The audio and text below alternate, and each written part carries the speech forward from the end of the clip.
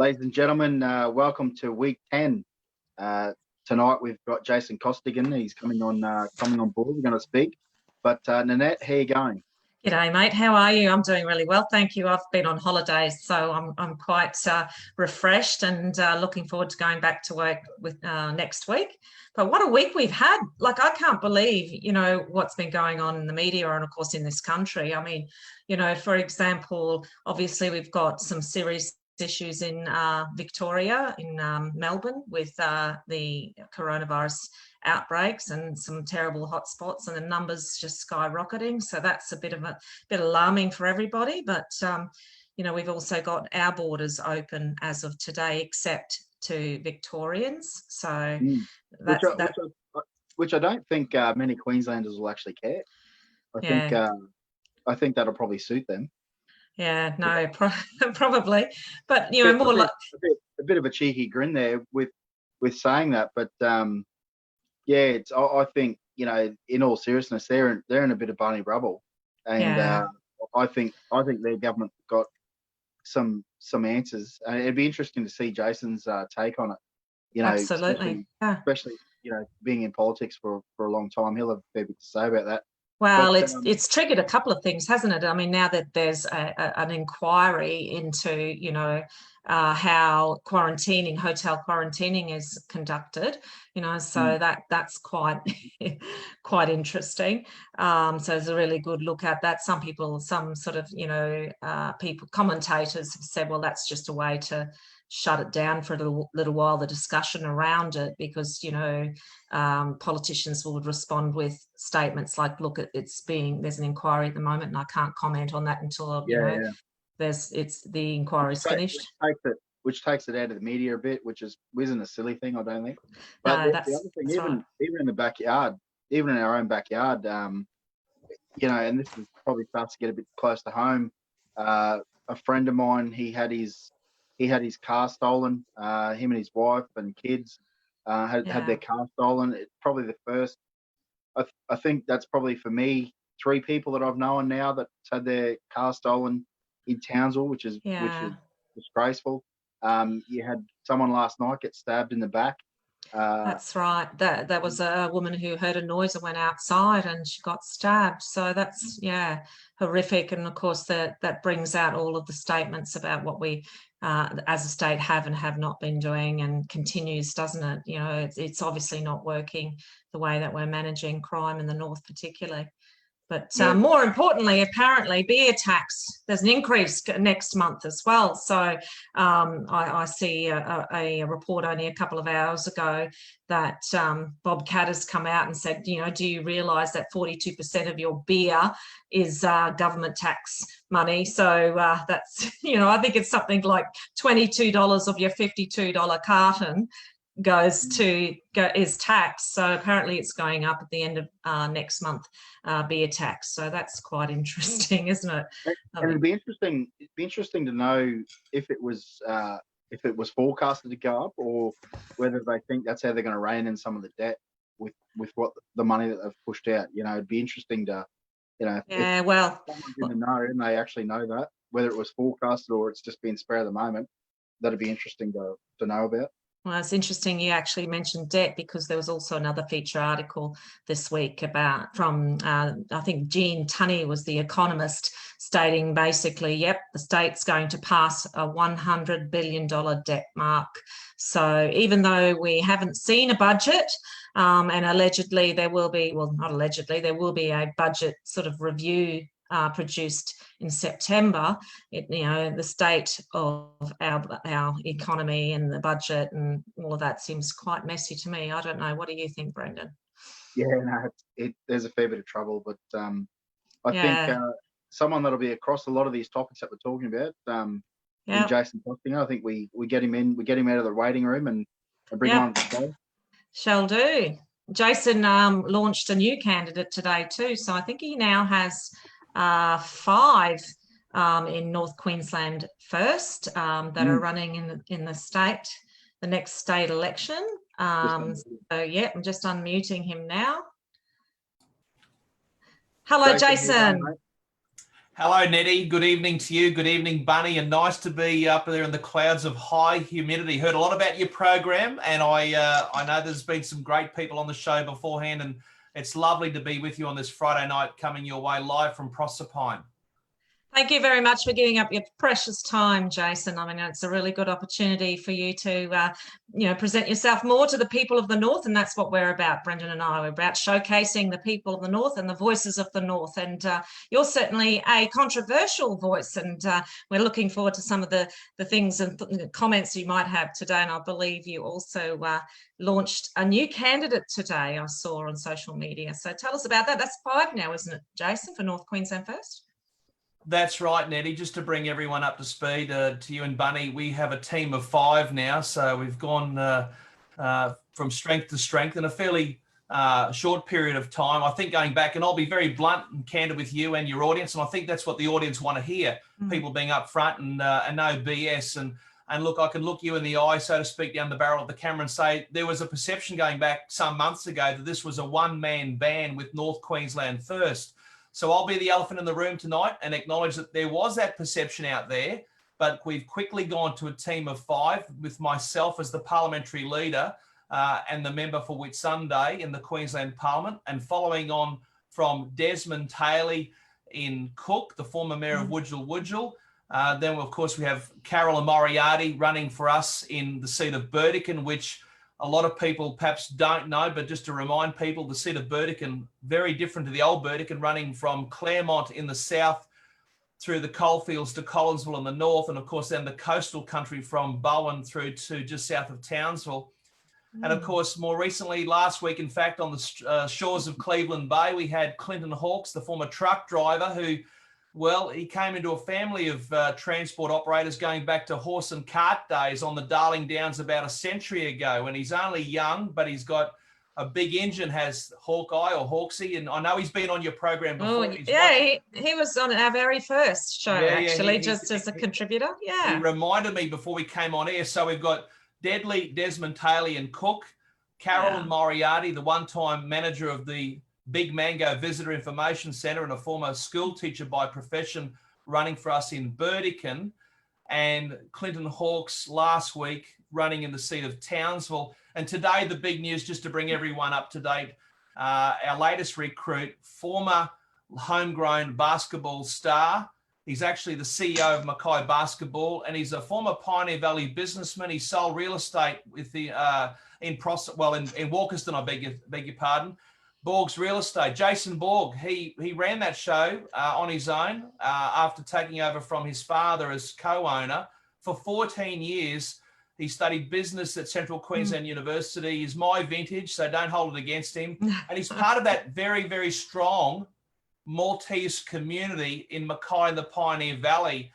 And of course, that's big in our part of the world. And he wanted to be the flag bearer. And today we made it happen at the iconic Duke of Edinburgh Hotel in the main street of Walkerston. 3 generations of local blood with him, 5 generations of local blood for me. So needless to say, we're in our element today announcing Jason Borg as the NQ First candidate for the seat of Moranni, which includes not only the Pioneer Valley west of Mackay, but also right down to Rockhampton, to the northern, western and southern outskirts of Rocky, taking in Mount Morgan, Port Alma, Gogango, Westwood, Stanwell, Boulder Combe. Places are a long way away from the cane country to the west of Mackay. Good stuff, Jason. Look, we've got a comment from one of our listeners. Brendan and I will read sometimes what people write, but one of our listeners, our viewers, has said, your knowledge of our state is magnificent. So there's a compliment for you, Jason. Well, I had some good geography teachers at school at Mackay State High School. Jason Borg went to Moranni State High School the same year. He knows a bit more about basketball than I do, but I've probably got a few people covered for geography. But, look, I never went to university, but I always wanted to listen to people and learn from people. And I know that you want to talk about where we came from, because not every politician was born a politician. And, whether you're on the tools as a tradie or whether you had a profession, we all come from somewhere. And I left school at 17 and got a career underway with News Corp as a cadet reporter straight out of school. And those life experiences, I got to learn off some terrific people, and hence that knowledge of Far North and Central Queensland over the last 3 decades. Yeah, good stuff. Look, tell us a bit more about your life before politics. I mean, you were a journo. What kind of, for those who probably, may not have known you in that era or that generation, or for our young listeners, you were a journo, but you did a lot of sports reporting as well, didn't you, Jason? Well, I did, but I started, doing the obvious stuff as a cadet reporter. When I was a young newspaper reporter in the Whitsundays, with News Corp, with the Bowen Independent, and it does pain me. I need to say this tonight on your program. It is very upsetting to see the demise of newspapers as we knew them, because I love delivering newspapers. I love writing for newspapers, and I love my career as a cadet reporter with newspapers before going to TV. When I was a newspaper reporter in Bowen, I was so young. I used to report on the proceedings in the oldest courthouse in North Queensland, and I couldn't even vote. So, we had to make sure we got things right. Yeah, absolutely. And I'm not a solicitor, but I've worked for a barrister or a qualified QC, in fact. So the dotting of I's and the crossing of T's and getting people's names spelt right and places spelt right. Everyone likes to hear their name pronounced correctly, and everyone likes to have their hometown mentioned correctly as well. And I know that is important to people, and your viewers tonight, I'm sure they're from all walks of life. There'll be some people who can't stand me. There'll other people that probably the other way, but they'll be across a big geographic footprint. And I think that's important, because in a past life, I was reading the 6 o'clock news in Cairns and Townsville. I was only 21. I quickly went from newspapers, and including the Townsville Bulletin, where I was the youngest non-cadet reporter, I think, in the paper's history. It was a broadsheet newspaper in those days. So for those people who don't understand papers, that's the big paper, like the Australian. And obviously I had some ability, and I learned off people like Graham Earl and Warwick Wachner. Warwick was the father of Cindy Wachner, well-known News Corp journalist. So I had learned off some terrific people, and I need to give a shout out to Max Tomlinson, because he gave my career the kickstart in 1989 in the Whitsundays, and it went on from there. And at 21, I was reading the TV news live at 6 o'clock across North Queensland with Samantha Koeman, Craig Campbell, and Peter Byrne on the weather and the Win News team. And we were hopeless, I got to say, Nettie. Bunny, we were shocking. We were the worst news service going around. In fact, we used to have a fill-in weather presenter, and they used to talk about Ravenshoe.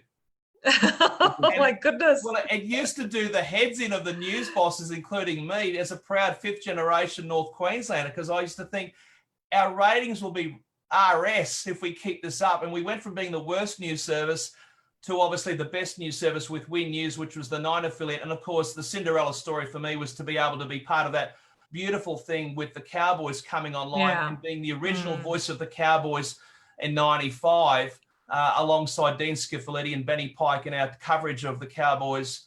And, it was a great time to be in North Queensland, an exciting time, because as Nettie, as you know, with your father, the biggest ticket and the hottest ticket in town was Foley Shield. Bunny will know that from his days in the Burdekin as a kid. I know he moved around to other places, but to have our own big-time football team, well... Yeah, it was the big thing, wasn't it? Well, we were part of that. I remember running around and interviewing Kerry Bowstead, and, we thought, oh, good luck, Bowie, you're going to need it. We think you're fantastic, but we didn't give you much chance.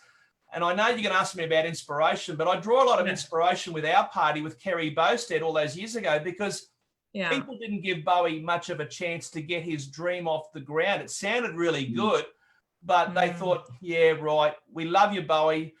We know you're trying out there, but are they really listening to you? Will you actually get the license? Well, he got the license. I was actually at Garbutt at the airport when he came back from Sydney with the NRL license, which was the Winfield Cup license back then. And I was just amazed that he pulled it off. And that was in November of 1992. And of course, no one now questions the validity of the Cowboys. That's right. That's where I draw my inspiration from, in trying to prove my critics wrong and saying it can be done in North Queensland, whether it's football or politics. And as you know, we're out there competing in a congested marketplace, with the end goal being statehood for North Queensland. But there's got to be a lot of water passed under the bridge to get to that point. And that involves getting people like Desmond Taylor, Carolyn Moriarty, Jason Ball, Clinton Hawkes, and myself elected at the forthcoming state election. Oh, sorry, you go for it, Bunny. I was just going to say, just going back to the newspaper stuff, what do you think some of the effects will be from not having that local paper, that local rag with all those yarns anymore? Like, do you think people will just sort of move on and think that, well, that's just, we're moving with the times? Or do you honestly think there'll be a lot of things that people will miss out on? I do believe that, Bunny. It's a great point you make, and I don't want to be tarring everyone with the same brush, because we're using technology to communicate with people across a big footprint geographically, particularly focusing on far north and central Queensland. You get the impression that it's only for young people, but I'm sure there's a lot of mature age people in their 50s, 60s, and even older watching this broadcast tonight. And for a lot of people, they're going to get disconnected from their community. I can tell you this, I'll be very open and upfront with you both tonight in front of the audience. Before, my mum used to ring me and let me know about stuff going on in our community. She'd tell me about Jason Borg retiring from the Mackay Meteors, or perhaps such and such has passed away, and for me to be across that. Well, my mum passed away 5 years ago. If she was alive today, Bunny, I'd actually have to ring my mum and tell her what's going on in the community. And I was with my second cousin last night, having dinner in the cane fields south of Proserpine. And she's a lot older than me, but she's in Carlisle Gardens in Mackay, no different to many other retirement villages.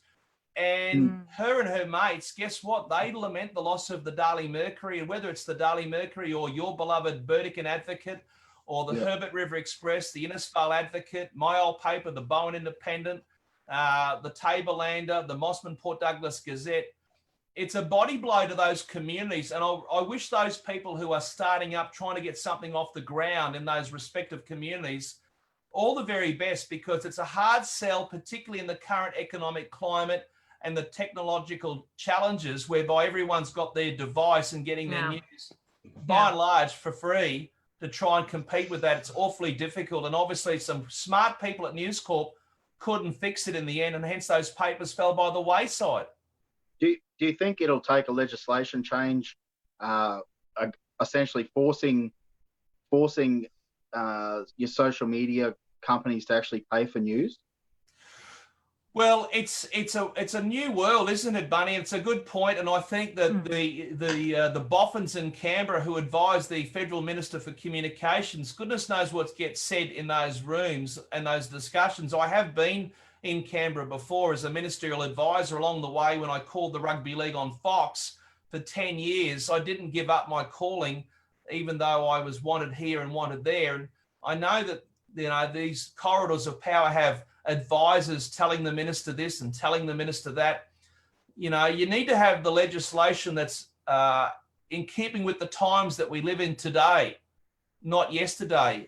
And I don't profess to be an expert with the different digital platforms and this new age of media, but what we do need is to make sure that we provide the right regulatory framework in place to make sure that these big global companies like Google and so forth and Facebook, they basically contributed to the demise of your local rag. And I find that sad. And I don't think whatever the government does can get it back, but we do need to make sure that we do everything we can to provide people with choice, because it's sad, coming back to your question, Bunny, there's a lot of older people out there today after June 30 who feel disconnected from their local community because they don't have their local newspaper anymore. And I think that's terribly sad.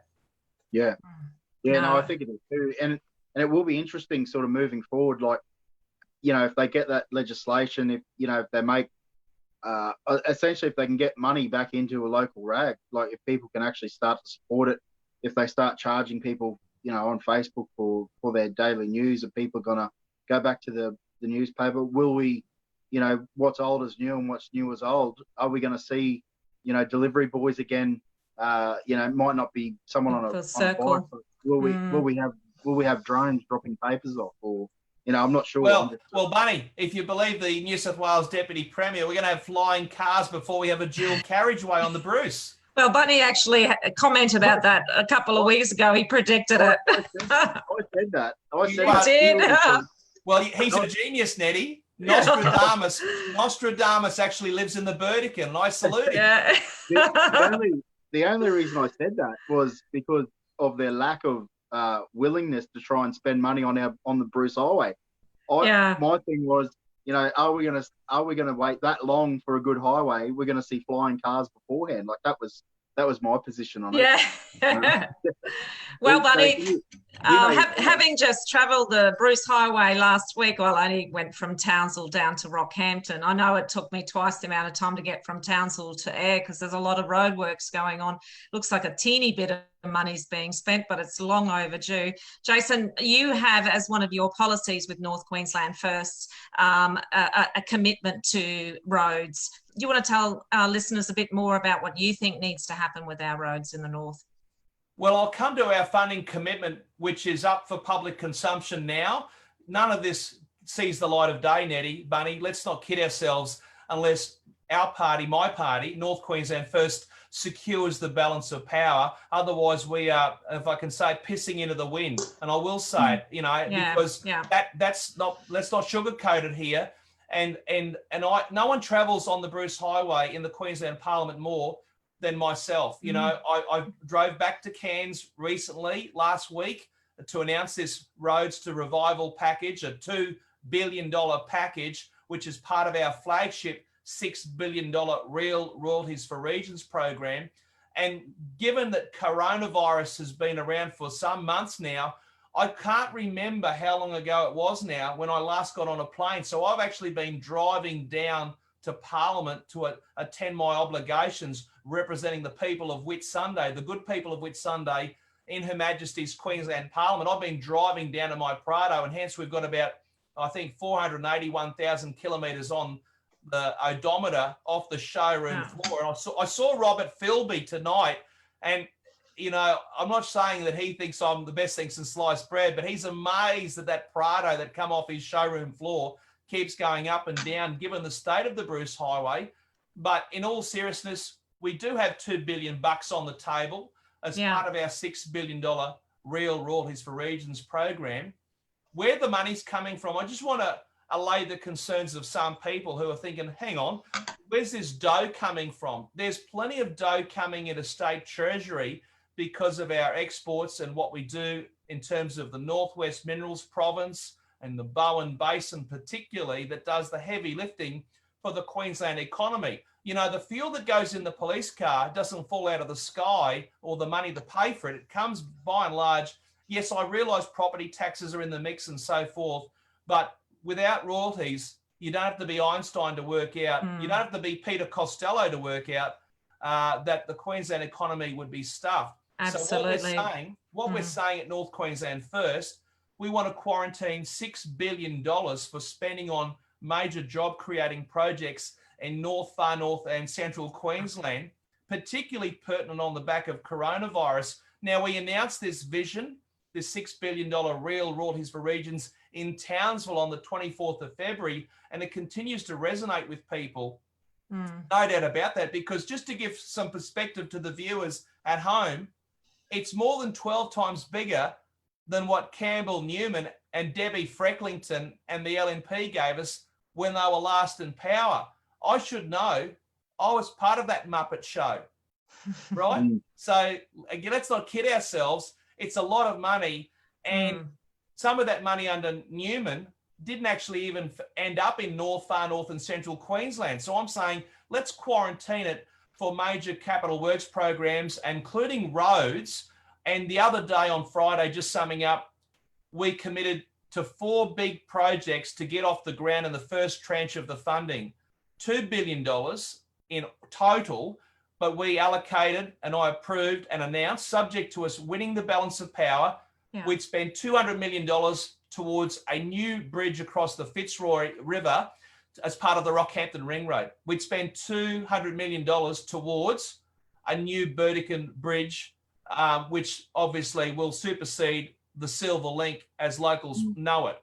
Plus, we'd quarantine $200 million towards flood-proofing the Bruce Highway south of Proserpine through Gorganga Plains, which is well documented with locals, not just myself as the local MP. And finally, $500 million, $500 million towards a visionary project in the far north, building the Tablelands Tunnel, linking Cairns to the Kennedy Highway beyond Kuranda and taking pressure off that Kuranda Range Road, which causes all sorts of grief with traffic snarls and bottlenecks and a loss of productivity, cassowaries being smashed and killed. How is that good for the environment? How is that good for the economy? How is that good for the community? And I'll sum up by saying, Tom Gilmore, love him or loathe him, he's been banging on about this for a long time, and so too the Far North Queensland Region of Councils. Gilmore may have ridden off into the sunset and retired as the Mayor of Mareeba, but I want to assure people, Desmond Taylor, who's running for us in Cook, we want to open up the tablelands, we want to open up the Cape, we want to open up the Gulf, and I want to transform Mareeba into Far North Queensland's second city and take pressure off that Kennedy Highway at Kuranda. And you need visionary projects like this. It's been talked about before. It takes moolah and big gonads to pull it off, and we're going to do our best to do it. Well, Jason, you were saying, great plans, and some of those projects I'm 100% behind myself, but you need to get the balance of power. Now, for the sake of our listeners, and some people understand this, but not everybody, so it would be good if you could explain to our viewers what that actually means to get the balance of power and how that gives you the negotiating power in government. Great question, Nettie.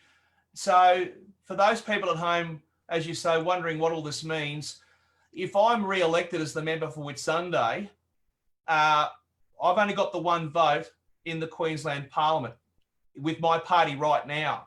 I don't have a mortgage on that in terms of that situation, but if I get some mates, so I say to the viewers at home, if I get some mates into the Parliament with me, so Jason Borg in Morani, Desmond Taylor in Cook, Carolyn Moriarty in Burdekin, and Clinton Hawkes in Townsville, if the five of us were to be elected to the Parliament after October 31 or at that election, clearly that would be an amazing result, and we would back ourselves to probably have the numbers, because the government or would-be government of the day would probably have to come to our door knocking, wondering whether we would support them to form a minority government, so that we would have a government and they could go to the governor to form government if they're short. Now, there's a lot of people out there at the moment, and the numbers don't lie. The two major parties seem to have flatlined with their primary vote, and I don't think, Nettie and Bunny, it's going to get any better for them with the Red Army or the Blue Army. And we have an insipid government that's anti-regional Queensland, that's very left-leaning. In fact, the most left-leaning government in Queensland history. And we've got this opposition. Well, as you know, I used to be with them, and there's a reason why they only have one MP left in the state parliament north of Bundaberg, because they're so left-leaning. They're not that conservative that they make out that they are. Like, they don't want to burn coal for cheaper electricity like we do, hence our commitment to spend $400 million towards a coal-fired power station, a Heli coal-fired power station at Collinsville. Frecklington wants to keep going down that path of solar panels and wind turbines. She's addicted to it, and they're not going to be. That was actually in the budget. That was in her budget reply in 2000. Yes, it was, Bunny. Bunny makes a good point there.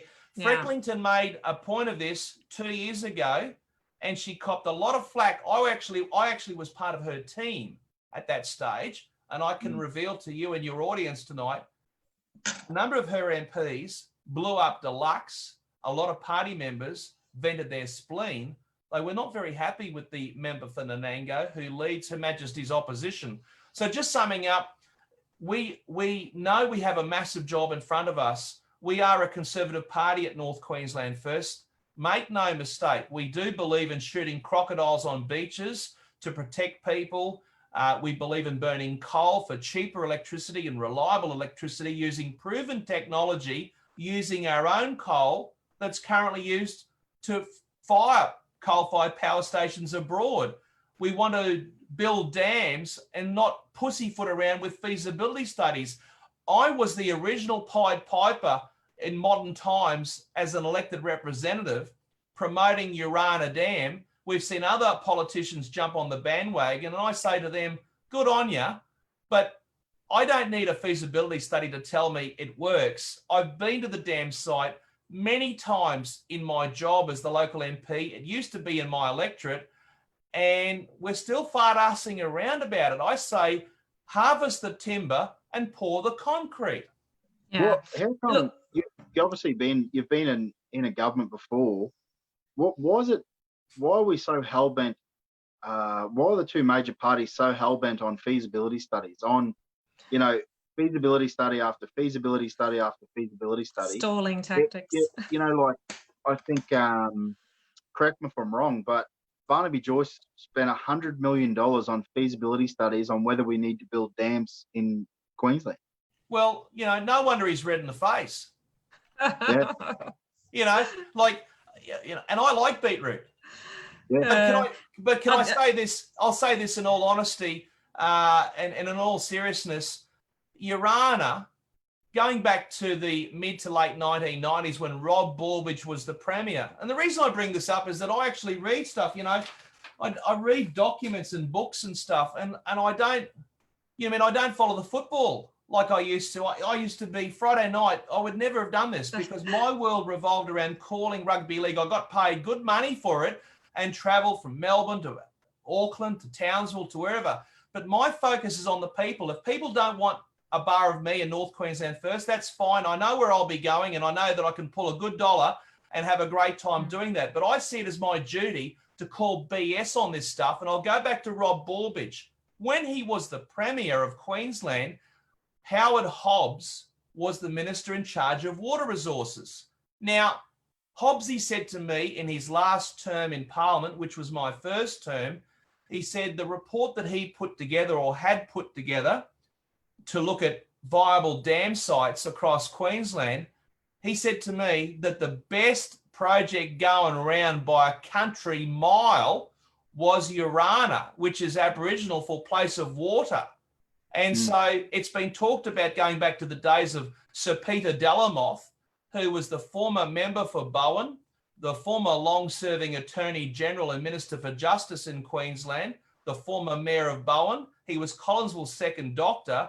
He believed in it. Iconic grazier Ted Cunningham, who once employed my uncle Brahma, he believed in it. And then it just fell off the radar because we just didn't have the political will to make it happen. And of course, as you know, not much has happened, if anything, in North Queensland for the last for a very long time. Look, I'll just interject here, Jason. A couple of our viewers have got some questions, so I'll ask them. I'll put them to you. Two of our viewers have asked, where are your preferences going, your party's preferences? Where will NQFest preferences go is the second question. So we've got some questions about preferences. There might have been a question from some of the white ants in the Liberal Party, the Southeast Liberals. I want to give them give them a wave, Nettie, because I'll tell you what, I've got a direct line to a few pest controllers between Mackay and Bowen. I'll give you the tip. I've been busy with the old pest controller in the last 12 months, but if it's a genuine question or whether it's a G-up, I'll give a straight up answer. We will announce what we're going to suggest voters do in due course. It's not a matter of us allocating preferences. We want people to decide on polling day, and they will go to the booths and the polling stations in due course, and we will announce that in due course ourselves. And I'm not going to be bullied or rushed into saying we're going to do this and that now, but I'll say this. We're one of two parties based in North Queensland that are there for North Queensland, and our motto is to put North Queensland first, far North Queensland first, Central Queensland first. And so I can look people in the eye as a fifth-generation North Queenslander, right? My family been here for 155 years. You actually got to be Indigenous to have been in North Queensland longer than the Costigans. And I'll say to people, whether they like me or not, we're fair dinkum about delivering for you. Now, at the end of the day, if you're a Conservative, it's pretty obvious to you perhaps how you should vote. We're more Conservative than the Liberals and the LNP, and people can make their own conclusions on what that means. And if you're a Labor voter, well, I'll say to you, if you're Jack of Labor, if you're Jack of Jackie's Labor, and you're Jack of that left-leaning Labor, come across to the future, particularly if you live in far north and central Queensland. Maybe you work at Saraji. Maybe you work as a harvesting contractor in the Burdekin. Maybe you work up in Cloncurry or Dougal River. maybe you work on the boats in Cairns or on the trawlers. Whether you're a mill worker, a miner, there'll be a lot of leakage in this election because people who are working class are jack of labour, and I want their confidence to come across to North Queensland first, and how they vote with their numbering 1 to 7 or whatever it is, that'll be their call. We'll provide some advice as the election draws nearer, and we'll be in discussions with our party president and others to come to that conclusion, and we will put that out for public consumption accordingly. Excellent. Look, are we expecting to see more candidates run for you, Jason, for your party? Of course. Wonderful. Good, and fair question, Nettie. Yeah, for sure. Look, we've got to 5. We are in discussions with other people up and down the line. And it's not everyone's cup of tea. As I said, look, I came from a background of calling the football. I called the NRL on Fox Sports for 10 years. Ray Warren and Andrew Voss at Channel 9. There were 3 blokes at Fox, and I called for Sky New Zealand. And so, for me, it was a big deal. I climbed the mountain. It was a childhood dream. I never set out to be in politics because for me, it was boring and dull. But I'll tell you this, I came home. What was it that triggered you to move into it? Tell us because about I came home. That's a great segue, Nettie, because I came home from New South Wales 12 years ago, and I looked around and I thought, our place is going to the dogs. I'll look, for example, in my hometown of Mackay, the previous MP, and she was a lovely lady, but she came from a background of education and talked about the need for a high school in Mackay's Northern Beaches. Now, I know that Bunny's got mates out there at Black's Beach, and it's a great part of the world. I should know, I live around there. But they were talking about a high school for 10 years. She talked about it in 2001 in the Parliament, and it never happened. And I thought, this is just rubbish. People are being led up the garden path. And I had dinky-die Labor people come to me blowing up Deluxe because they wanted their kids going to a high school nearby, and it never happened. And eventually I campaigned hard on that, and I won every booth. Now, even Chris Fully couldn't win every booth in Mundingborough with the landslide of Newman in 2012, and I'm proud of that achievement. It was a team effort. Some of those people decided to go off with the Pixies and, lick a few, what's in Brisbane. I'm not going to be subservient to any of those lunatics in Brisbane. And of course, I hold the line in North Queensland, and I call it as I see it.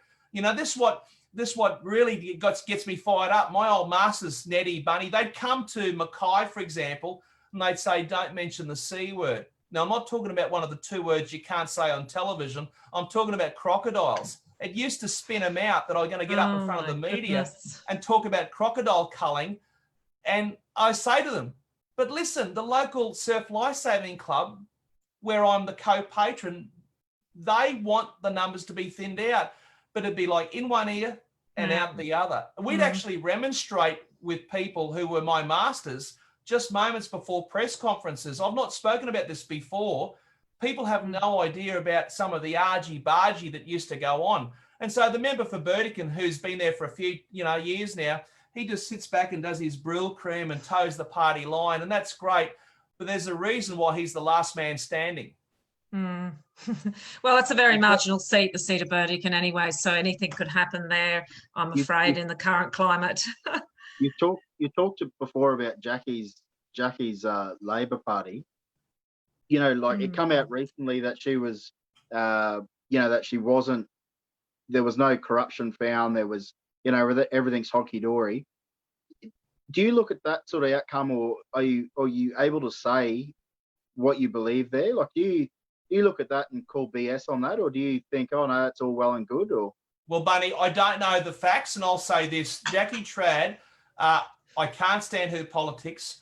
I don't know exactly what happened with that saga, and I will obviously refrain from getting into the nitty gritty on that. But what I'll say this is that, at the end of the day, she is bad news for Queensland. She hates all you blokes out there in the camp tonight. So whatever camp you're in, if she had her way, you'd all be extinct. You would be like the dodo. Retrained, I think, is what she said. Yeah. Well, I know Marcy'd like to retrain him with a bit of housework, but I will draw the line there. And I'm sure Cal's enjoying this at home. He says, yeah, we need more of that domestic bliss, Costo. Keep it coming.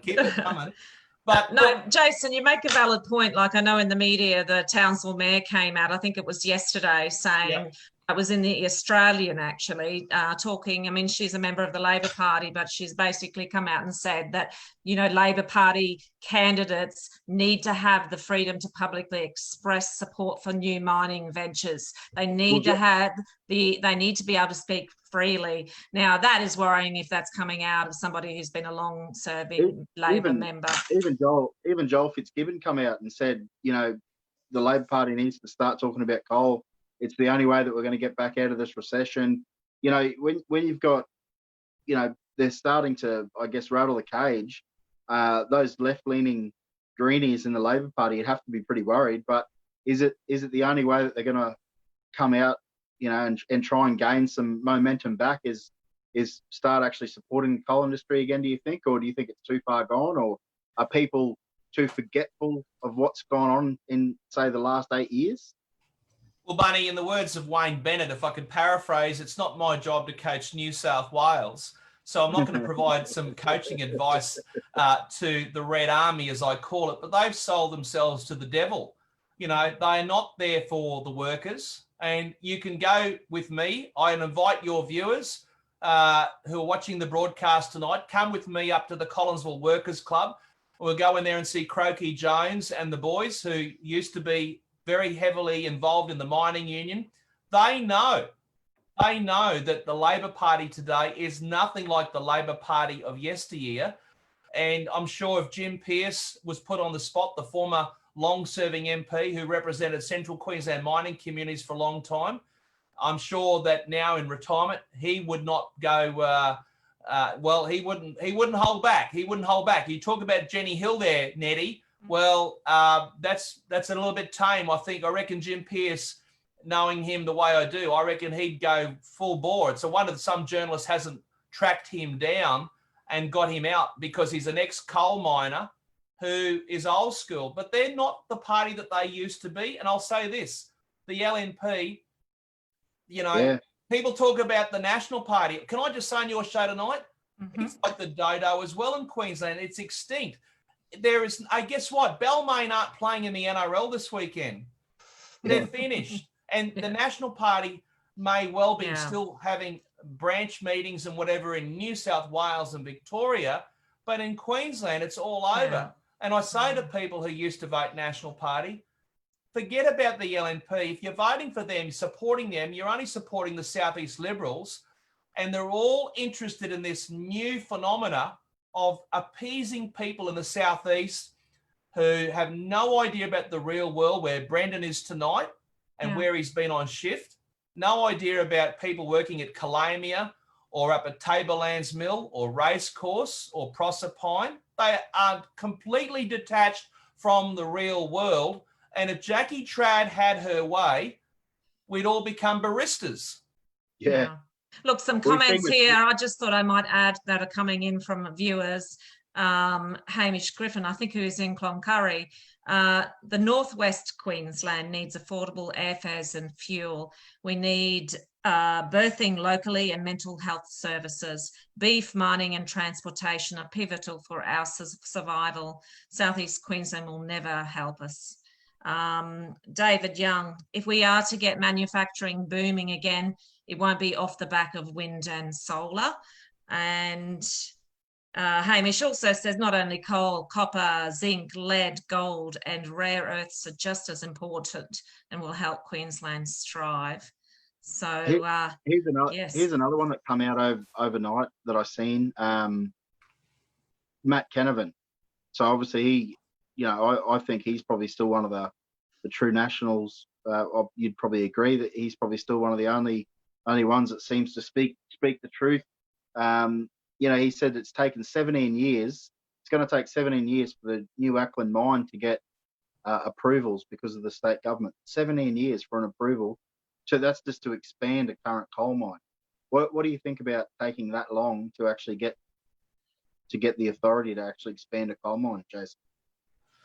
Well, look, Bunny, I'm not overly familiar with Acland because it's closer to Southeast Queensland. You mentioned about Jackie Trad before. Well, I'm not running a contestant in South Brisbane. I'm interested in South Townsville.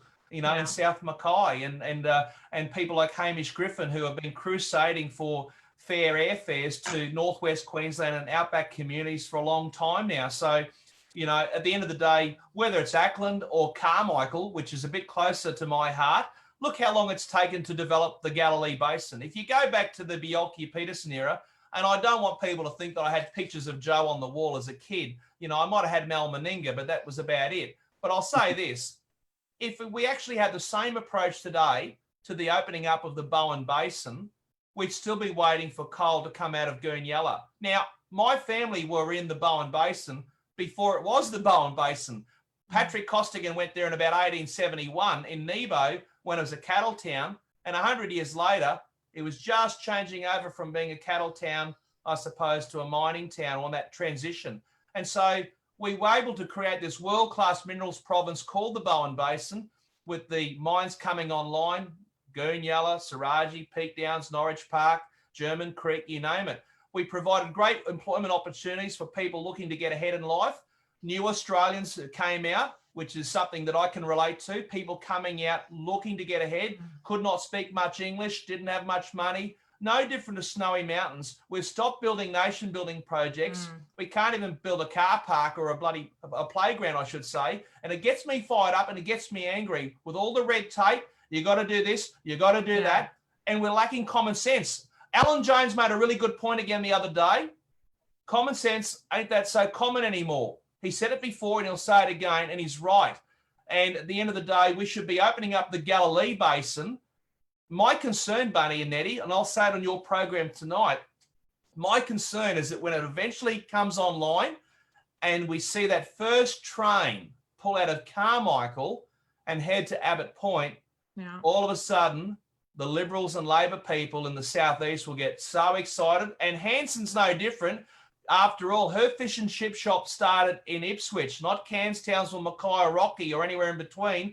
They love the money for bridges and tunnels and freeways and whatever else. That money, we're losing our riches and being plundered by the South, and it's only going to get worse unless people say, you know what, we will put North Queensland first, and that's where we come in. Jason, you're totally right about it's only going to get worse. And we currently have 93 members of parliament, and 73 of those seats are within a 250-kilometre radius of the Brisbane CBD. Only of the remaining 20, only 17 are in central and north Queensland. And as population grows, and I say this regularly on this show, as population grows in the southeast, of course, one vote, one value, those members of parliament numbers will increase in the southeast corner as, you know, electoral boundaries change because of population. We are only going to get weaker. Now let's get to the point about, you know, central North Queensland becoming the 7th state of Australia. I know that you're a supporter and an advocate, and I believe it's a part of your party policy as well. Tell us about your position on that a bit more. Well, we'll detail our policy in the not too distant future, and it'll be the most detailed proposal for statehood in the history of the debate. Now, as I said, this has been talked about, you know this, going back to the early days of European settlement, about this new colony in northeastern Australia, going back to probably, you know, the early days of Queensland separating from New South Wales. Now, as I say, we'll put forward our proposal. It'll be out there for consumption. It'll be the best and most detailed policy going forward. It's in our constitution. I had a very interesting discussion and cordial discussions with Boot Brisbane last week in Cairns with Ian Anderson and Bill Bates, the Treasurer and President respectively, and their people. And there's certainly a lot more people now singing from the same hymn sheet. And I think that's important as we go forward. There's no doubt about that there is a growing movement out there, whether people sign up to Boot Brisbane or North Queensland First, our registered political party, that's for others to decide. But I think at the end of the day, more people out there, town and country, no matter who they vote for, whether you're conservative or otherwise, you're warming to the idea that Queensland's a big state. And I'll give you an example, Nettie, about my approach to this stuff. Today, I confirmed the first cab off the rank as part of our decentralisation agenda at North Queensland First, after spending some time on the tablelands this year with our new party. we want Biosecurity Queensland brought out of southeast Queensland and brought to far north Queensland. Yeah. You've got to think about this. Biosecurity, I think we all now, in the wake of COVID-19, we're more conscious of all this stuff, more so than ever before. And I don't profess to be an expert, but whether it's papaya fruit fly, armyworm, Panama disease, whatever it is, North Queensland and the far north and the Cape specifically is on the front line, as Queensland, of course, shares an international border with neighbouring Papua New Guinea. And it beggars belief that Biosecurity Queensland, with all those smart cookies, are 2,700 kilometres away. Madness, madness, isn't it?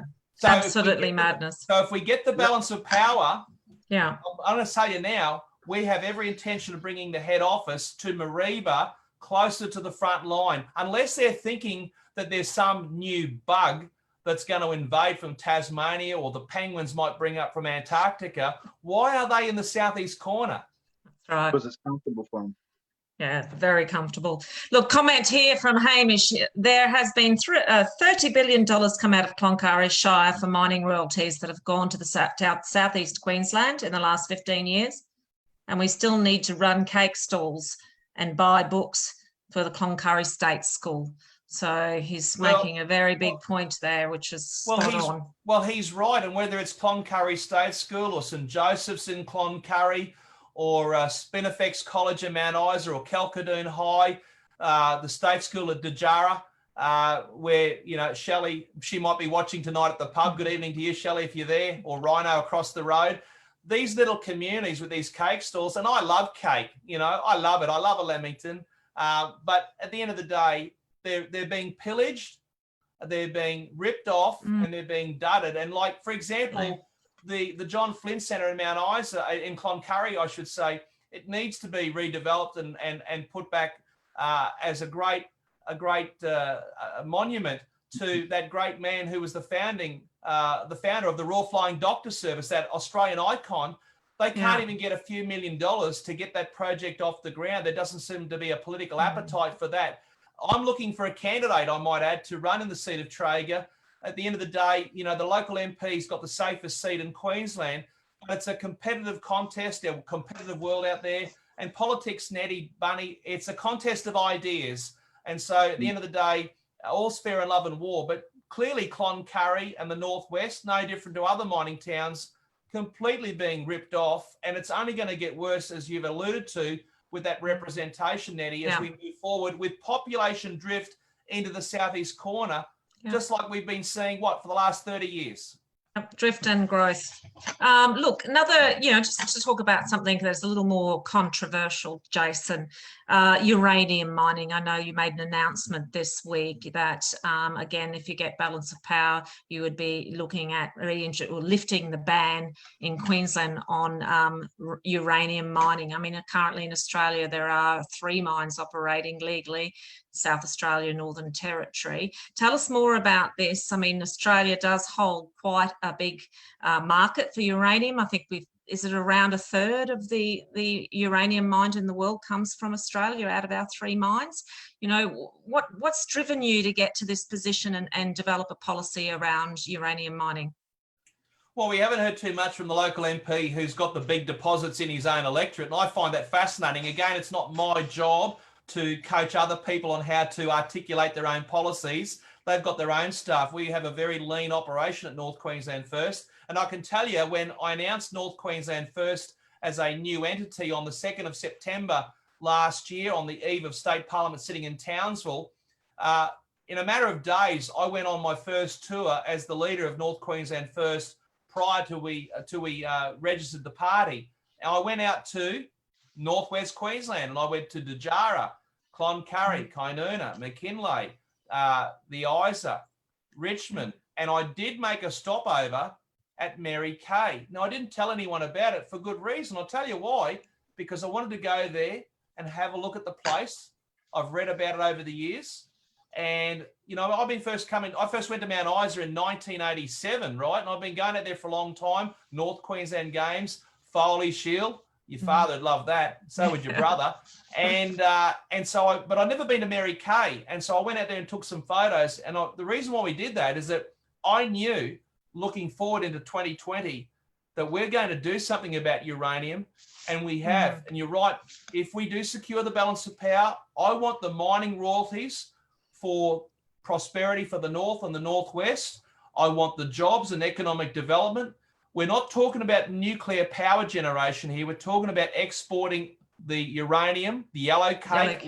Like we used to. And I've already prescribed the Port of Corumba, which is underutilized, underdeveloped, and we could do a lot more out of the Port of Corumba. And look, as you said, we currently export uranium out of Port Adelaide and Port of Darwin, or have you alluded to, because SA and the Territory, they don't have a ban like we do in Queensland. Campbell Newman wanted to get it going again, but he ran out of time or ran out of ticker or a bit of both. And what the sad thing is, and I want to say it on your show tonight, is that the Minister for Mines back in those days, he actually represented people in the city of Townsville because he was the member for Hinchinbrook, and he came up with a big fat zero. That's the LNP. And of course, Labor won't touch it with a barge pole because, as we all know, they're in bed with the Greens. In fact, tomorrow, why don't you go into your local 40 Wing store and you might see the Greens and Labor in bed together. Yeah, look, Jason, I mean, when you were conducting your research prior to, you know, advocating this potential lift if you get balance of power, you would have come across the thinking that, you know, that people have with this, with, you know, the danger on the environment and, you know, health issues, you know, other products that might be created that might contribute to weapons and things like that. I mean, I know all of that can be refuted, that there are arguments and debates for and against, but, you know, the people you were speaking with, what do they see as the real advantage of this? Obviously royalties. And, you know, what kind of location? Are we looking at Paladin's Valhalla, which is 40K? For sure. And I've not been to that particular mine site, but that probably would be the first cab off the rank. Yeah. No doubt about that, from the reading that I've done and the people that I've read up on and whatnot. Look, Derek Barry, he's the editor of the Northwest Star. He came out publicly as the editor of that newspaper that serves Northwest Queensland, from the Curry to Camberwell and all points in between and beyond. The Northwest Star's on board. I'm sure if you talk to the people from MyTES, they're on board. Yeah. I've seen the Queensland Resources Council and very encouraging commentary from them. We're not professing to say, let's take it through the Port of Townsville. We're proposing to export through the Port of Corumba, going back to the future. I'm not proposing anything new. Yeah. What I'm proposing, though, is somehow bring more money into Queensland Treasury coffers, because if you want to fix your roads, if you want to have better health services and schools, you know, if we want to build bridges and dams and railways and invest in our big infrastructure projects to get us out of this rut, because it's going to go through the 2020s. What we don't know, and a lot of economists from what I've heard and read, they're just not sure how long this recession, this pandemic-fueled recession, will last for. Like tomorrow here in the Whitsundays, you might think it's insignificant, but I'm sure you'll understand, because you are pro-North Queensland and you are North Queenslanders. We have our first plane coming in from Sydney tomorrow with Jetstar, something that I was very proud to promote this morning on Sydney's 2GB in front of a big audience, thanks to Ben Fordham, who's taken over from Alan Jones. And for a lot of people say, big deal. Well, we've been wanting this for a long time, 3 flights a week. We need to get the economy going, and some places will do it tougher than others. But the resources sector is going to play a key role here in taking us out of the mud. Yeah. No, I've long said that it's mining and ag that will get us out of this mess we're in. Look, before you came onto the show, I spoke to Brendan and listeners about the reported that we're going to be looking at, you know, $100 billion state debt. Now, what are your thoughts on the fact that we actually don't have a budget, and that there is, I think, projected to a budget review coming out in September? I mean, what do you think about the state of our budget, Jason? Well, what's happening in Queensland seems to be being mirrored in how many other jurisdictions. You know, we see the retiring Matthias Cormann and Josh Frydenberg, who's the federal finance minister and the federal treasurer, respectively. You know, they basically put it on hold. Queensland's put it on hold, and they're getting advice from people who are eminently qualified in terms of the economy and what's happening with international trends and whatnot. And I don't profess to be my strong suit, but what I know this is that we need to be doing whatever we can to bring money into state treasury coffers, because guess what? The police car that's running around our cities and towns tonight, protecting people with coppers on board who have got a tough job to do, given the scourge of youth crime, which is well documented in North Queensland, you know, money to pay for our nurses and doctors and school teachers and to build new stuff. It just doesn't come out of the sky. So that's why if we can boost food and fibre production, whether it's with Urana Dam and growing a lot of cane or whatever it is out the back of Collinsville, or opening up the Gilbert River or the Walsh River with Nalinga Dam, this pussyfooting around's got to stop. In times of war, the government of the day or the war cabinet would make decisions that are in the national interest. You go back to the days of Chifley and so forth. I think a lot of political ideology will have to be thrown out the window to get us through this mess through the 2020s. And so what used to be the norm, all of a sudden people go, did he really say that? And I think we're going to see more of that right across the political spectrum. Okay. Well, let's throw in a hypothetical here for you, Jason. If you were Premier for 7 days, just say starting next week, what would you change? What would you do? Well, firstly, I'd put the wheels in motion for statehood for the North. Oh, thank you for that. That would make me very happy. Well, no doubt about that. And they can have their bit and we'd have our bit. Look, I mean, I'd love to be saying I'm going to commission Project X and Project Y. And the mind boggles, you know, to have that responsibility. And look, I'm the leader of a minor party who's going to have a big fight on my hands, as I have before, because you know, I've been the underdog in Whitsunday before, and I'll be the underdog again. So, you know, visions of grandeur is not something that I aspire to, but it's a hypothetical, and it's a great question, because you think, oh, it's like, you know, if I could land on the moon tonight, you know, what would I do? Plant the flag and all that. Look, I think I'd love to do lots of things. I'd like to help our Indigenous brothers and sisters with economic development and to give them life expectancy that white people take for granted. You know, I mean, I'd like to do more to combat the scourge of drugs in the community and youth crime and those things that, you know, we never used to talk about, Bunny, Nettie. No one used to talk about that sort of stuff, but the world's changed. And I think at the end of the day, my passion is towards the people of Far North and Central Queensland. You know, the Bruce Highway, for goodness sake. As I said, I've been up and down it like a bride's 90. I'm jack of it. The truckies are jack of it. You did it the other day. You're jack of it. Who isn't jack of it? Just long-term neglect, unfortunately. We could go on and on all night about that, because we could. A major arterial road, and it's just because you know what, Nettie, in summing up, Brendan, in 7 days we couldn't fix the problems and the challenges that we've got. We'd give it a good rip. I'd get some good cookies around me to provide the advice on where we need to go, but I can tell you what, we'd be cutting the state in half. That's one thing we would be doing. Yeah. Look, speaking about good cookies, look, you interact with a lot of politicians, you know what's going on.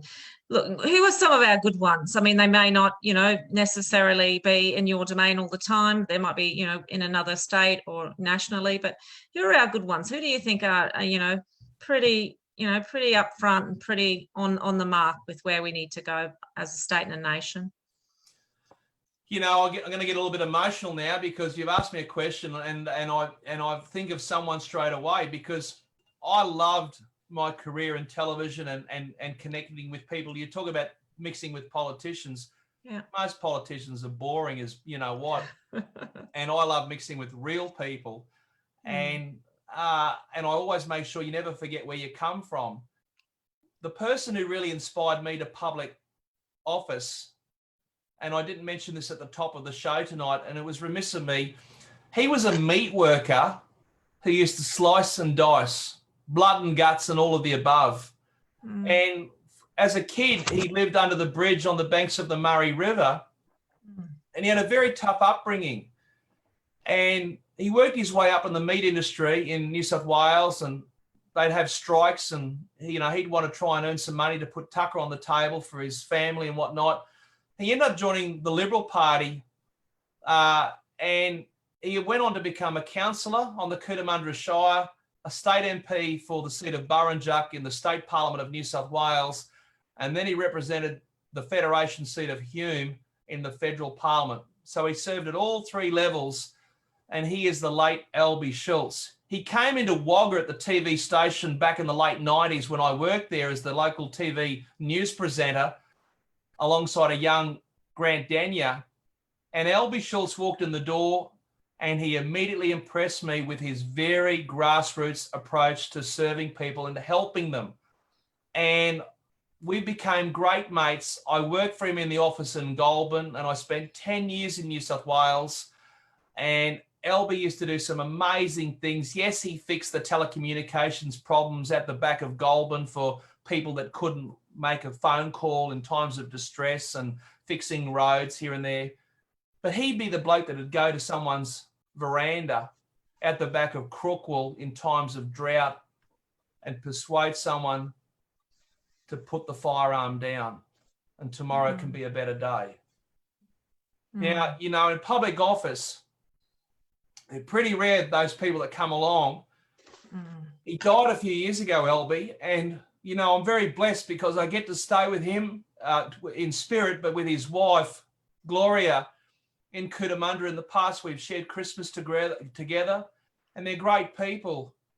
And that's why, I think I look back, who inspired me. I could talk about John Howard and other people who I thought were amazing, and they were.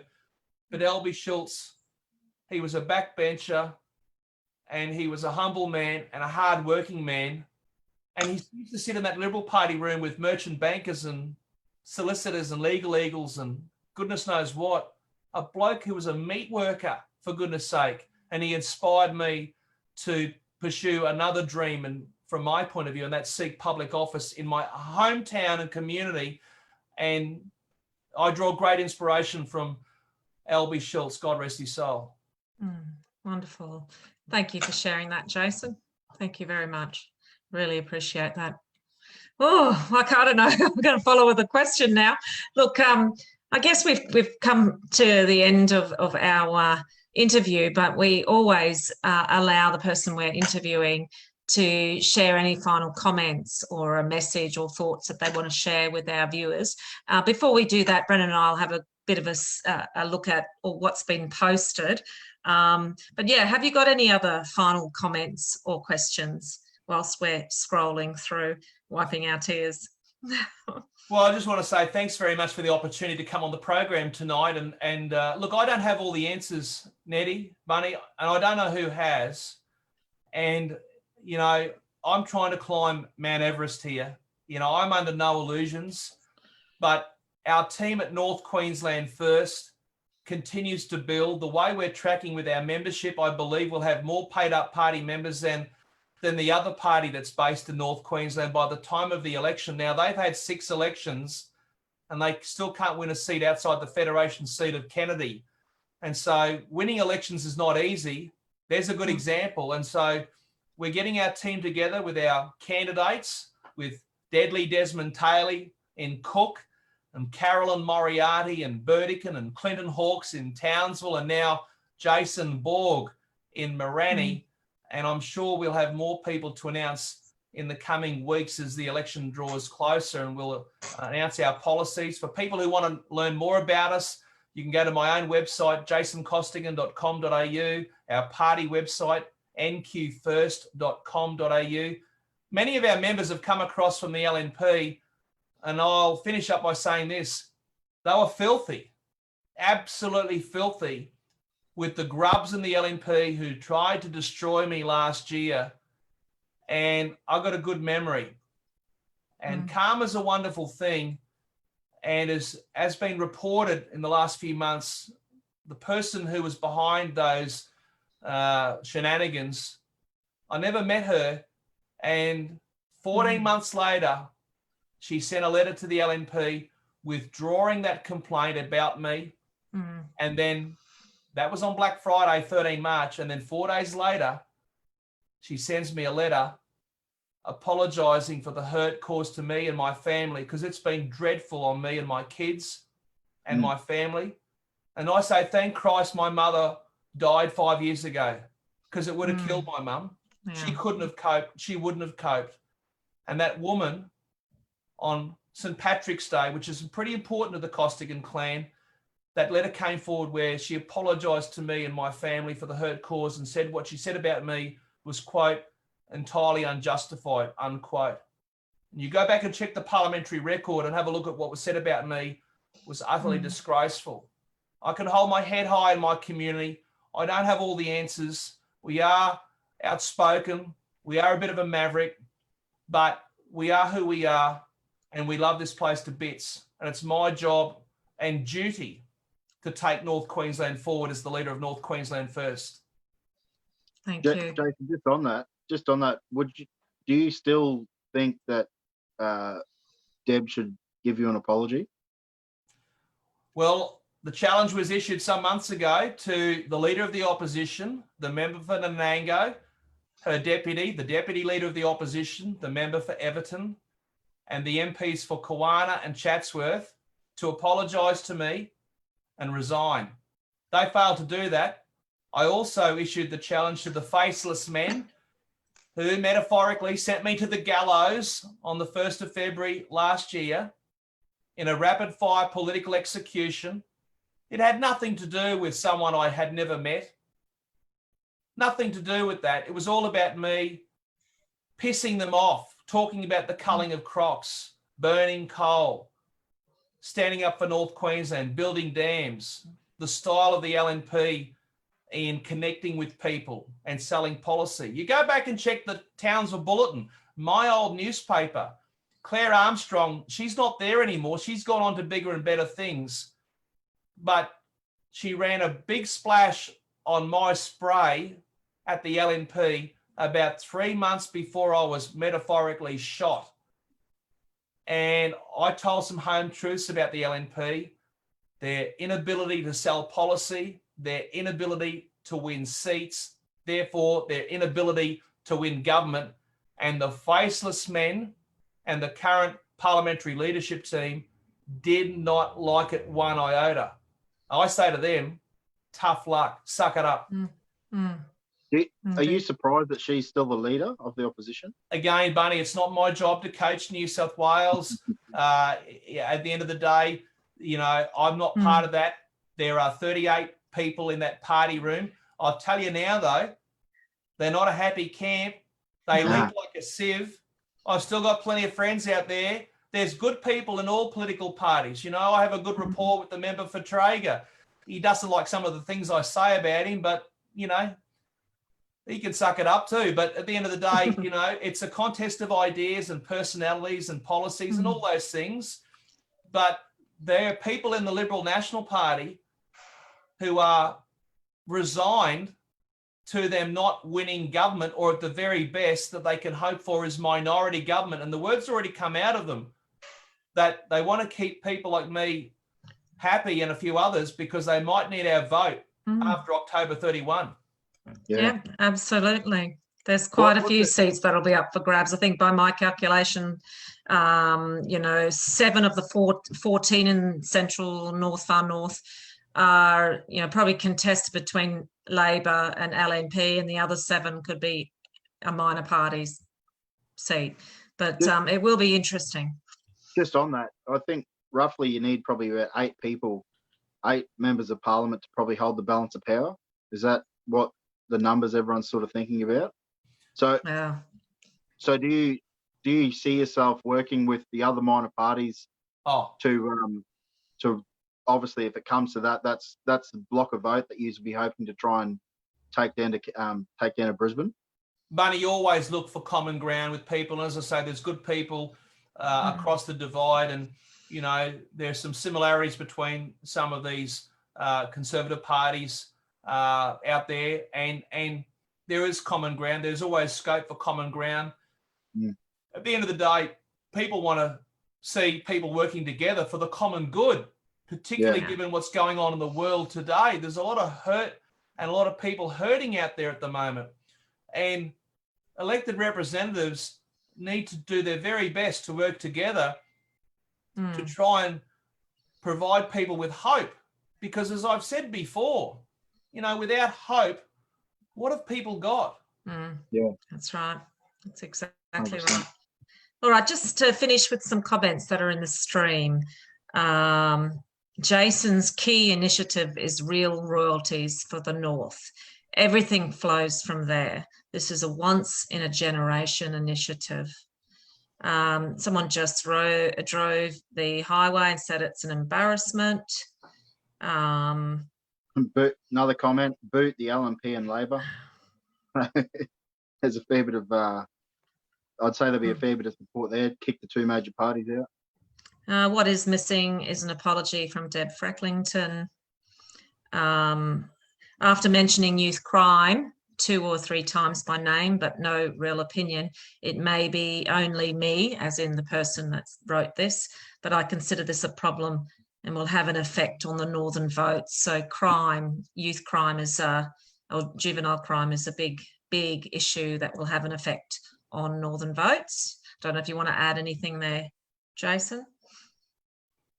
Well, it's been talked about for a long time, and you know, I think a lot of people out there are looking for the big stick approach. You know, we'll be announcing our law and order policies in due course. I know that I was speaking to Clinton Hawkes on the shores of Cleveland Bay about this very same issue the other day, and you know, we won't be any shrinking violets out there. You can pussyfoot around till the cows come home, but people want decisive action. You know, I think the day that I caught up with Hawksy on the shores of Cleveland Bay was after the latest shenanigans out at Burdell, and it just goes on in our cities and towns. And you know, we got to get the big stick approach out there, and I look forward to announcing that policy, our policies, our suite of measures in due course, so people can critique us accordingly, no different to any other party. All right. Great. Well, thank you very much, Jason. Again, thank you for giving your time. And, you know, look, it's incredible watching what you're doing. It's wonderful to see you announcing candidates. I know you're a fighter for the North. And in that regard, you know, I'm there with you. I'm definitely, you know, totally, and Brendan is too, supportive of the idea that Central North Queensland becomes the 7th state of Australia. We have so much untapped potential in this part of the world.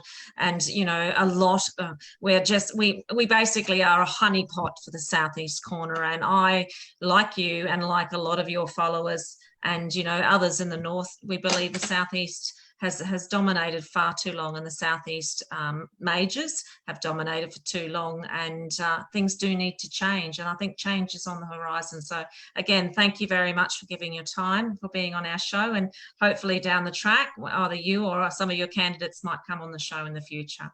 Well, they look forward to that. I'll just conclude by saying, again, we don't have all the answers, but we're on the front foot. We are playing catch up. There's no doubt about that. It is a team of 5 that's expanding. We've got our $6 billion Real Royalties for Regions program that's being promoted actively as best we can with the resources we've got since February 24. We've got our $1 billion Powering the North program, which includes a $400 million investment for a new coal-fired power station at Collinsville. We've got our $2 billion program called Roads to Revival, which is exactly what it means, and that's fixing our roads, building new roads, developing our roads.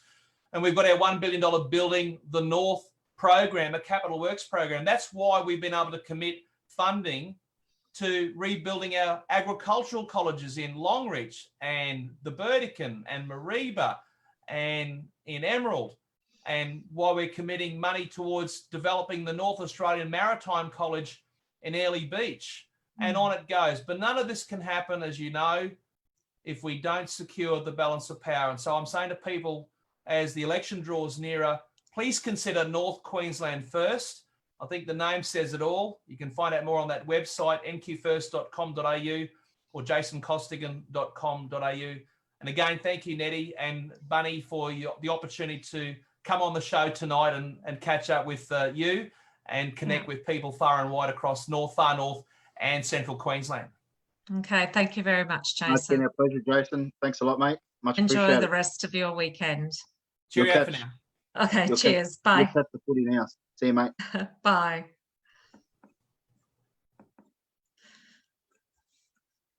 There you go. So, yeah, very interesting. I've always, obviously I've spoken to Jason a fair bit, and he's always got so much energy, and a lot of people would have seen that tonight. A lot of people probably have only seen the headlines. They haven't actually had the chance to speak to Jason, and it's always quite interesting. The energy that he puts out towards trying to promote North Queensland is unbelievable. Not just North Queensland, but Western Queensland, Far North Queensland. Yeah. And he understands it. He understands that someone in Bamaga shouldn't be told by someone in Brisbane how they should live. That's the key point, I think, that he was trying to make tonight. They're the things that will forge North Queensland, Central Queensland, Far North Queensland ahead. No, absolutely. And I mean, it goes back to the point that I keep making, Brendan. 93 members of our state government, our state parliament, are, 73 of them are within a 250-kilometre radius of Brisbane CBD. I mean, those people are representing their electorates, which is what they're voted in to do. The remaining 20, 17 being in Central, North and Far North, they're representing their electorates, but they're so few in numbers, so they don't have that political punch, that power in the vote, and the power and the knowledge of what's going on in the North. I mean, it's I have no doubt that we've got some members of Parliament that live in the southeast that were raised and grew up, that understand what it's like in the North. But do they really? I mean, if you are from here, if you live and breathe, and your area, you understand it perhaps better than anybody else. And I mean, they're the kinds of representatives I want in Parliament for our region, or the region of Queensland, regional Queensland, in the centre and in the North and the Far North. I want people to represent us that understand their dirt, their country, their people, more so than those in the southeast. But not only that, we have this problem of not having the numbers in government to get really good juicy things happening that we need happening, like building dams, etc. And our, we've had so much neglect, and I think it does fundamentally come down to that. And that's why I will continue to advocate for the creation of a seventh state. We need to make the decisions that affect us, and fund those decisions. And I mean, we sure as hell make the money. And it's mining and agriculture that's supporting the state and will help the state get out of its economic crises, if you like, that we're in or we're facing in the current climate. We've got the goods. We've got to get through what we're going through now, but we've got the goods to create a new state, absolutely. And it's wonderful to see Jason's energy, and it's good to see that he's got candidates who know their patches really well, and there are 5 already, and there'll be more, no doubt, from what he's saying. So, it'll be interesting, that's for sure, the next state election. No, it's definitely going to be interesting. I still don't think that that Deb will get through to I don't think she'll be there on election day. That's my. Yeah. I still don't think. I don't think they've got any chance. And like Jason was saying, there's people within the party who have already come to the conclusion that the Liberal Party's not going to be in government. And I just don't think that by now, if Queenslanders haven't learnt that the current Labor government isn't the answer, then it's going to be a tough battle moving forward for the next 4 years, I think. Yeah, no, I think October election is going to be interesting, and I think it will come down to the wire. And maybe we will be facing, a minority government situation with a group or a coalition of people having the balance of power. But yeah, let's just wait and see. I know that there's 14 seats in the north that I think 7 of them are totally up for grabs for a minor party. and the others, well, it'll be interesting to see how preferences flow, because, you know, if we go on what happened in Hinchinbrook with Nick DeMeadows, you know, election into government, he ran third with the primary vote on 20-point-something% of the primary vote and ended up winning after preferential flow. So, you know, I think there are going to be a few seats like that, and it's going to be interesting. I think the best hope for Queensland is if we have 10 minor party candidates get in, and really control, not just by one. You know, we need definitely, you know, we need three or four people up our sleeve. That way, if anything happens to one of them, you know, it doesn't swing back to what we currently have. I think, you know, and call it hold them to ransom. You know, essentially, we need to hold the rest of the state to ransom, and North Queensland has the potential to be able to hold them to ransom and actually start to get the things that we want. Oh, well, I think 100% the ALP and the LNP are nervous about those 14 seats that I've mentioned, you know, and they are in the north, or central north and far north. And, you know, we are different. You know, what we do on a daily basis is different to, you know, the hustle and bustle of the southeast big city, you know, areas, so metropolitan areas. Life is different. Our challenges are different. There's, you know, so much more. And I mean, more so, I guess, in more of a positive note, you know, in terms of how COVID has affected us. Yes, absolutely. We've been affected by, you know, the shutdowns and, you know, the isolation requirements, etc., restrictions, etc. But, you know, fundamentally, we haven't had the illness, you know, and, you know, the medical issues that have been found in the bigger cities. So, I mean, that's more of a positive spin, how different we are. However, we've been treated the same as the southeast corner, I guess, in terms of management. But, you know, like, we are different. October's going to be interesting, you know, and as Brendan, we progress with this show and bring more and more people on board. Hopefully we'll be able to show more central North Queenslanders who watch the high humidity, more of the people that could potentially represent them, and hopefully maybe sway some voters, you know, with the information they receive on this show. So once again, thank you to our viewers. There's 113 days till the election. So. Wow, excellent, wonderful, not long. Oh, all right, well, Thanks a lot. Thanks a lot for watching, Jen. It's been good. It's an interesting one. Jason spoke with a lot of passion, so it was really good to see. And yeah, that's great. All right, Brendan. Well, I'll let you do your thing. You're back at the mine camp, and I hope you have a great weekend. And until then, next week, take care. Goodbye, viewers, and thank you again for watching High Humidity. See you next week for week 11. Thank you, guys. We'll see you later. Enjoy your weekend. See you, Nanette. Bye.